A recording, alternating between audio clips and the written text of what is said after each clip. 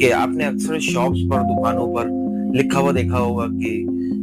یہ چیز جو ہے خریدنے کے بعد واپس نہیں کی جائے گی، یعنی کہ ریٹرن نہیں ہوگی، اور نو ریٹرن کا اکثر سائن لگا ہوا ہوتا ہے۔ بعض جگہ اردو میں یہ سائن ہوتے ہیں کہ خریدا ہوا مال واپس نہیں ہوگا یا تبدیل نہیں ہوگا۔ خاص کر ہمارے دکاندار حضرات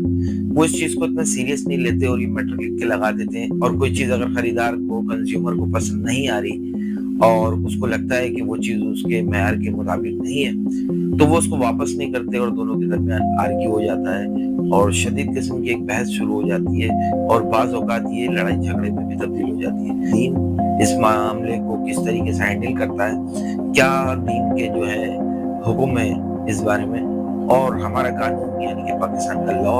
اس بارے میں کیا کہتا ہے، تو چلیے بات کریں گے دونوں کے بارے میں۔ کنزیومر پروٹیکشن لا اور کانٹریکٹر لا کے تحت یہ جو ہے ٹرمز اینڈ کنڈیشن کی شکل ہے، لیکن قانون میں اس طرح کی کوئی شک